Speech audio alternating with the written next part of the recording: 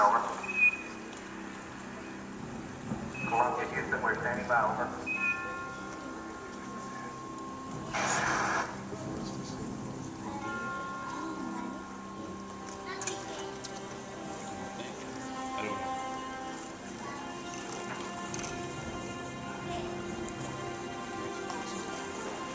Columbia, Houston, over. Houston, Columbia, read you loud and clear. How many? Front 5 by Mike Scott. How did it go, over? Babe, everything's going just swimmingly. Beautiful. Great. We're standing by for Eagle. Okay, he's coming along. We copy out. Like the tollers, we're off to a good start. Play it cool. AOS map. Roger, AOS 11. Houston, Eagle. How do you read? 5 by Eagle. We're standing by for your burn report, over. Roger, the burn was on time. As soon as the Eagle reappears, things begin to go wrong. Mike, we've lost data. We lost all data with Eagle. Radio communications break down. Eagle, Houston, can you call? Messages to Eagle must be relayed through Mike Collins aboard the command module Columbia. Throughout the crucial final checks, contact with the Eagle keeps dropping out, Don't lose that data. and Flight Director Gene Kranz inches closer to aborting the mission. Columbia, Houston, we lost Eagle again. Have you tried to hack me, over? Okay, we got data back. Radar flight looks good. With the vital computer links temporarily holding, the moment of decision is now.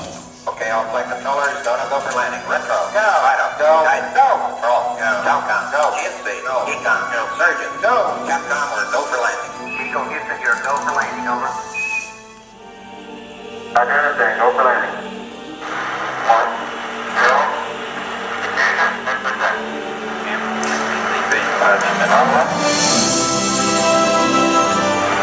Good.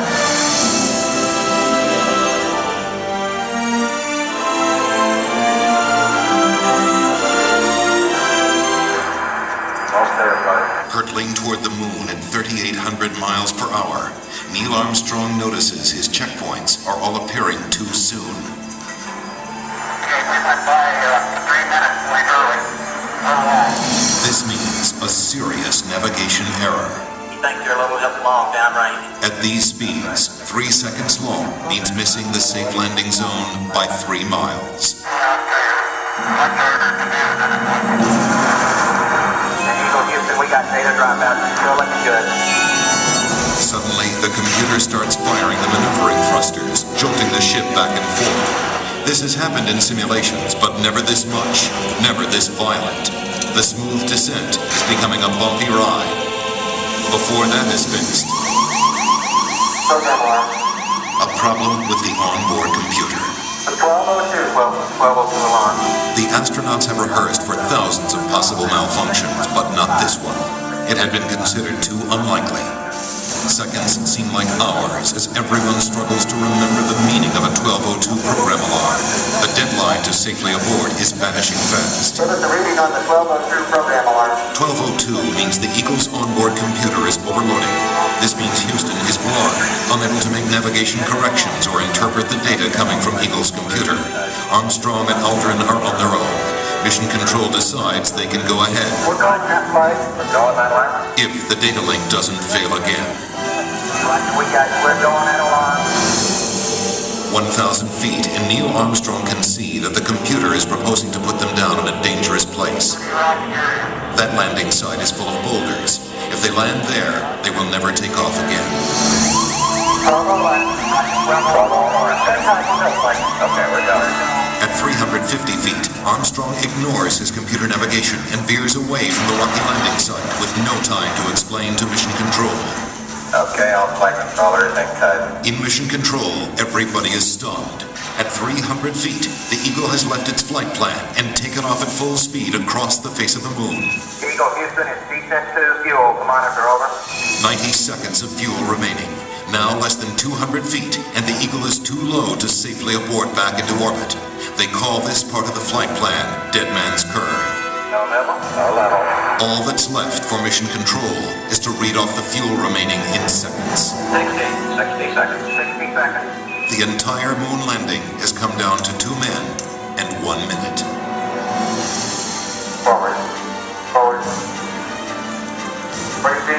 2.5. And stop to 30 seconds. 30 seconds. Forward. Lights on. Down 2.5. Forward. Forward. 30 feet, 2.5 down. Straight down. 4 forward. 4 forward, just to the right roll. Down a half. Contact light. Okay, engine stop. Shut down. Tranquility Base here. The Eagle has landed. Roger, Tranquility. We copy you on the ground. You got a bunch of guys about to turn blue. We're breathing again. Thanks a lot.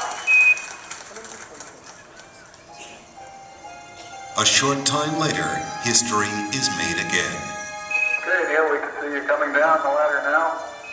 For one incredible moment, we are one people with one history, watching our destiny unfold.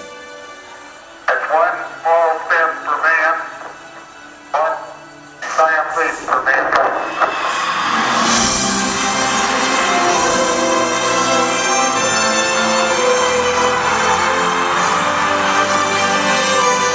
Armstrong is on the moon. Neil Armstrong, 38-year-old American.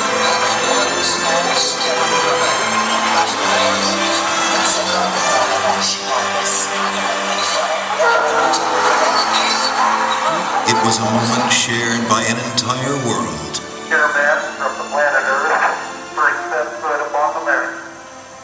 It came indeed for all mankind. With these first steps, mankind stood on the highest ground, and we saw our planet as our home port in the endless ocean of space. There was something which was surprising to me. That occurred as I was standing on the surface. Just after we had landed, I'd gone down, standing on the surface, and looking at planet Earth for the first time. Seeing the beauty, seeing the finiteness of it, the limits of it. And realizing what a shame it was that people were confronting each other on that planet without realizing what it was doing to the planet. It was a very emotional moment for me. I actually shed a couple of tears. Something totally unexpected for an engineer, fighter pilot to be crying up quietly up there on the moon. Mankind had achieved a tenuous foothold in the heavens, and a new and exciting world lay waiting to be explored.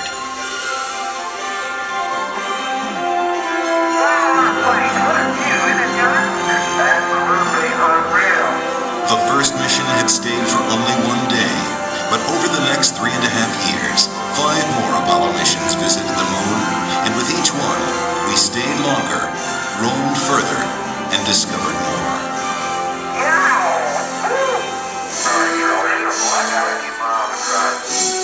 I never thought when I was a kid building rockets, in high school, that we would go to the moon, before the end of the century. I mean, I thought that was something that was way in the future, fantasy. I was rolling on the moon one day in a very hot December day. Look at the size of that rock. That is the best example we got. Just don't stub your toe. We have got to understand that as a people, we need to stretch. We need to reach beyond our grasp. We need to strive to do things that seem impossible, because in the accomplishment of them, we move society forward.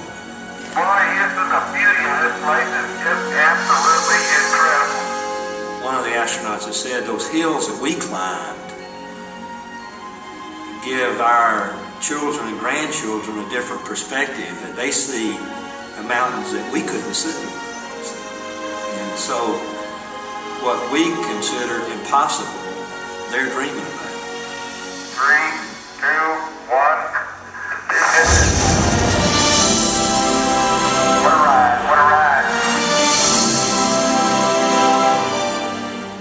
When I have a chance to talk to kids, I tell them, the first thing I tell them is to take the word impossible out of their vocabulary. Go to their teacher tomorrow morning and scratch it out in the dictionary. The word doesn't exist. If I can stand here and tell you that I lived on the moon, that I called the moon my home for 3 days, you tell me what is impossible in this day and age, much less in a generation that follows, much less into the 21st century. Nothing is impossible. I like exploring things, inventing. I would like to go up there, find out what's really up there. I would like to be an astronaut. I like to design rockets. Payload specialist. I be ground control. The thing that my mom can't understand is I'm terrified of heights, but I want to be an astronaut. There's so many things I'd love to do. I would explore, I'd look for everything. I would try to start a farm. Millions of other galaxies that you might be able to live in. It's the unknown. Anything's possible. You may be able to cure certain diseases. On Mars and dance on it. Play basketball, but you could still be short. Because then you could fly up in the air. Baseball would be awesome. Hit the ball, you get a home run every time. There are a lot of things that could benefit mankind that we, because of science, we simply cannot do on Earth. It's such a big universe, and it's kind of strange to think that just this one tiny planet was chosen to have life on it. I hear they're finding new planets or moons, and they're finding out more about how stars are working, and it makes me feel like it's trying to tell me something. What's it trying to tell you? That you belong up there with them. The Apollo program ended in December of 1972, but our journey into space is just beginning. I'm Neil Armstrong. The future of space travel is being written right now in the dreams and imaginations of a new generation.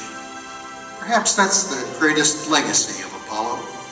It shows our children and grandchildren that with courage, imagination, and the will to explore, no dream is impossible.